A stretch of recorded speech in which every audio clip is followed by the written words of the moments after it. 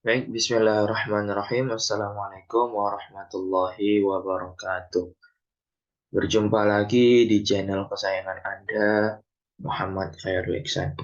Nah, pada video kali ini kita akan coba belajar bersama-sama kembali bagaimana caranya uh, membaca uji lanjut, ya, membaca hasil uji lanjut, baik itu uji Duncan, uji BNJ maupun uji PNT seperti itu. Nah, di video sebelumnya saya sudah mencoba bagaimana cara membaca uji Duncan. Ya, teman-teman. Nah, ini coba saya masuk ke uji bagaimana caranya uji BNJ. Nah, sebelum itu untuk video kemarin mungkin ada sedikit kekeliruan ya teman-teman ya. Nah, di mana koefisien keragaman saya itu eh, masih sedikit keliru seperti itu. Nah, jadi di video ini saya juga ingin mengklarifikasi bahwasanya itu keliru dan jangan teman-teman contoh. Nah, seperti itu. Nah, bagaimana cara mencari koefisien keragaman yang benar? Nah, seperti itu ya. Menggunakan Excel gitu ya. Rumus apa? Nah, jadi caranya itu gini teman-teman. Sama dengan SQRT tetap. Nah, kemudian KTG kemudian dibagi dengan eh, ini ya teman-teman ya, terkurung. Nah, namun nanti di SQRT-nya di bagian paling ujung dibuka kurung. Kenapa? Karena dia biar menyelesaikan yang SQRT yang ini dulu, KTG dulu, seperti itu. Baru nantinya di akhir dikali 100%. Nah, hasilnya inilah yang dapat hasilnya. Ya, jadi gitu teman-teman. Nah, kemudian kita lihat bahwasanya eh, kalau dia di bawah 5% ya koefisien keragamannya maka digunakan uji PNJ. Nah, teman-teman pasti sudah bisa ya menggunakan uji PNJ ya. Atau kita ulangi lagi, analyze, gampang ya teman-teman. Analyze, kemudian univariate, kemudian post hoc-nya yang diganti yaitu uji Tuki ya. Continue. Oke. Nah, seperti itu teman-teman. Nah, tinggal teman-teman lihat ya. Nah, di sini saya sudah menyediakan. Nah, seperti ini. Nah, bagaimana cara membacanya? Seperti itu ya. Masih teman-teman bingung gitu kan. Bagaimana cara membacanya tadi dan bagaimana cara membuat simbolnya. Nah, seperti itu. Nah, jadi kita langsung apa ya teman-teman? Langsung saja kita belajar bersama-sama bagaimana cara membaca dan juga membuat simbolnya. Nah, begini teman-teman. Cara membacanya berarti kalau dia kalau dia eh, terletak pada kolom yang sama, maka dia tidak berbeda nyata dan sebaliknya. Maka K0, K1, K2, dan K3 itu tidak berbeda nyata. Nah, sehingga simbolnya apa? Simbolnya A semua. Gitu ya teman-teman. Nah, kemudian K1, K2, K3, K5 itu tidak berbeda nyata. Ya, maka simbolnya B. Nah, semua. Nah, namun K0 berbeda nyata dengan K5. Ya, K0 berbeda nyata dengan K5. Makanya simbolnya itu mereka beda sendiri. A sendiri, B sendiri. Seperti itu, teman-teman. Berbeda nyata. Ingat tadi ya, kalau kolom yang sama tidak berbeda nyata, tapi kalau kolom yang berbeda berarti berbeda nyata. Ini kan kolom A sama B, kolom K0 sama kolom K5 kan berbeda ya, teman-teman. Nah, berarti dia berbeda nyata. Nah, kemudian bagaimana selanjutnya? K2, K3, K4, K2, K3, K5, dan K4 itu simbolnya C. Gampang saja teman-teman. Kalau BNJ dan uji BNJ dan Duncan insya Allah gampang. Subsetnya ada berapa, berarti nanti simbolnya A, B, C, seperti itu. Gampang saja teman-teman. Nah, berarti eh, K2, K3, K5, dan K4 itu tidak memiliki perbedaan yang nyata. Nah, namun K0 memiliki perbedaan yang sangat nyata dengan K4. Nah, begitu juga K5 memiliki perbedaan K0 maaf, K1 memiliki perbedaan yang sangat nyata dengan K4 ya. Karena di sini kosong ya, teman-teman. Nah, seperti itu. Nah, jadi sehingga nanti simbolnya ini A, ini tinggal dimasukin aja AB, berarti sini ABC, nanti ABC, BC, dan C, seperti itu. Nah, kita lihat apakah benar seperti itu. Kita lihat K4 berbeda sangat nyata dengan K0 ya. K5 berbeda nyata dengan K0 seperti itu. Nah, jadi seperti itu ya teman-teman caranya. Nah, kemudian K1 juga berbeda nyata dengan K4. Nah, kemudian bagaimana nantinya ketika membuat deskripsi? Ketika teman-teman mengaplikasikan seperti itu. Contoh, misalnya pengaruh pupuk kotoran ayam terhadap pertumbuhan tanaman sawi seperti itu ya. Nah, berarti teman-teman bisa menyimpulkan bahwasanya eh, tanaman sawi ya, eh, penggunaan pertumbuhan tanaman sawi itu eh, tumbuh dengan baik ya apabila diberikan konsentrasi konsentrasi yang optimal untuk pertumbuhan tanaman, konsentrasi pupuk yang optimal untuk pertumbuhan tanaman sawi adalah konsentrasi yang keempat. Kita lihat konsentrasi yang keempat itu apa? 1, 2, 3, 4. Nah, konsentrasinya 1%. Nah, seperti itu teman-teman. Berarti jika petani ingin pertumbuhan tanaman sawinya itu lebih baik dan juga hasilnya itu nanti memuaskan, maka eh, para petani perlu eh, memberikan konsentrasi pupuk kotoran ayam sebanyak misalnya 1 kintal per hektar. Nah, seperti itu. Yang menunjukkan hasil yang paling berbeda nyata dengan konsentrasi lainnya. Seperti itu, teman-teman. Nah, ini teman-teman cari literatur yang mendukung itu. Seperti itu. Ya, gampang ya, teman-teman. Untuk uji BNJ, seperti itu. Nah, kita masuk ke uji yang menggunakan uji BNT. Nah, kita masuk ke data yang kemarin itu sudah dikerjakan bareng-bareng, yaitu data kelompok, yang tugas kelompok.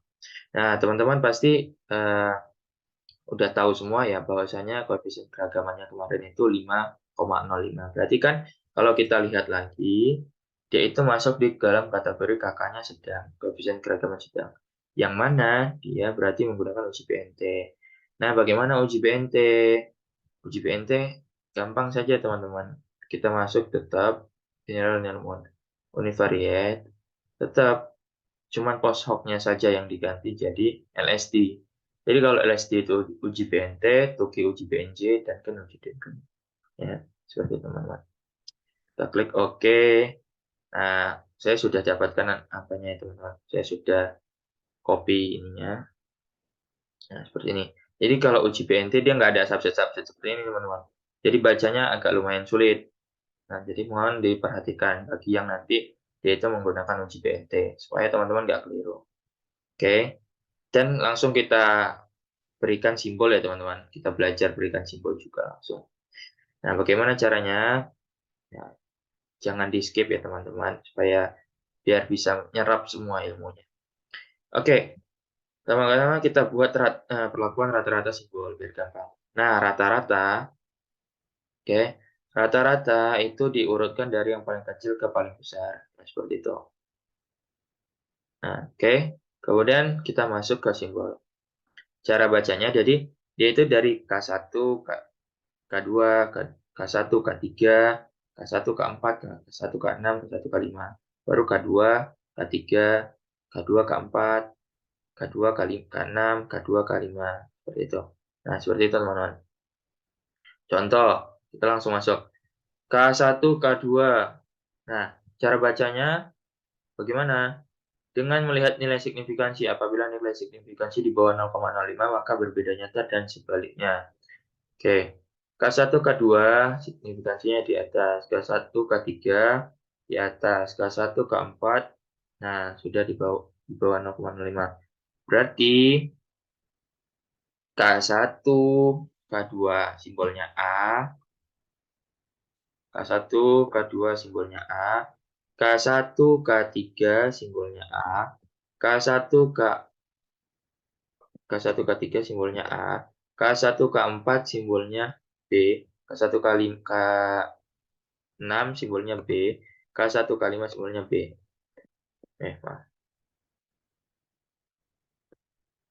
Nah, oke. Lanjut, masuk K2. K2, K3. Nah, K2, K3 berarti tetap ya, tidak berbeda nyata. K2, K4. K2, K4. Oh, ternyata tidak berbeda nyata. Berarti K2, K4. Berarti K2 itu tidak berbeda nyata dengan K4. Berarti K4 ini kan B ya. Nah, jika tidak berbeda nyata berarti dia juga diberikan B. Seperti itu. Berarti nanti K2, K4, K2, K6 itu masih berbeda. K2, K5 masih berbeda. Oke, lanjut. K3. K3 ke K4. Ya, K3 langsung ke K4. K3, K4, loh ternyata sudah tidak berbeda nyata. Nah, berarti K3 juga B. Nah, K3, K5. K3, K6. Maaf, K3, K6. Loh, ternyata sudah tidak berbeda nyata, sudah di atas 0,05. Berarti yang eh, berarti K4 dan K6 itu tidak berbeda nyata ya teman-teman. Berarti sama, dia tetap B. Nah, namun K4, K3 dan K6, K5, K5, K3 dengan K5. Nah, K3 dengan K5, nah ternyata dia masih berbeda nyata. Berarti nanti K5-nya itu diubah jadi C. Simbolnya seperti itu teman-teman. Nah, kita lihat. Lanjut ke K4. K4 ke K6.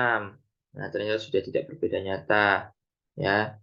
Kemudian eh, K5, K4 dengan K5. Oh, ternyata sudah tidak berbeda nyata. Ya. Waduh, berarti K4 ke K5 berarti sini C. Nah, seperti itu.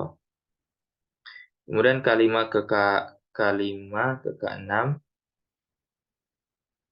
Ya, K5 ke maaf, K6 K6 ya. Di sini ya, K6 ke K5.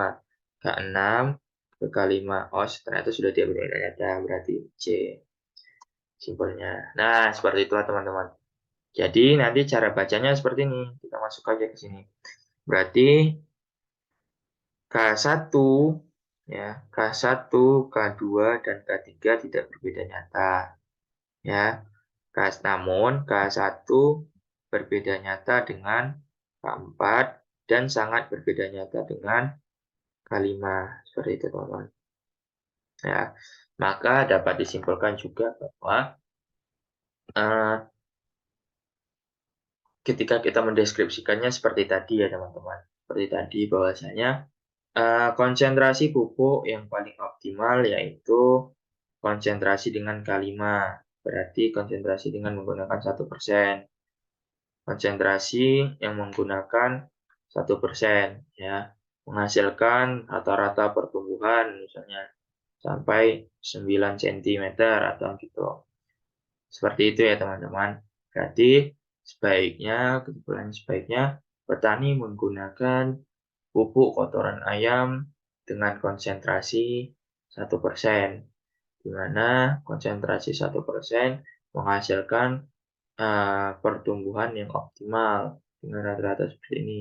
Nah, baru kaitkan dengan literatur. Seperti yang dijelaskan oleh ini. Bahwasanya, nah, seperti itu teman. bahwasanya konsentrasi segini adalah konsentrasi yang paling optimal, atau bahwasanya eee, perlakuan 4 gitu ada ya, perlakuan 4 dengan konsentrasi seperti ini, menghasilkan pertumbuhan yang paling optimal. Nah, seperti itu.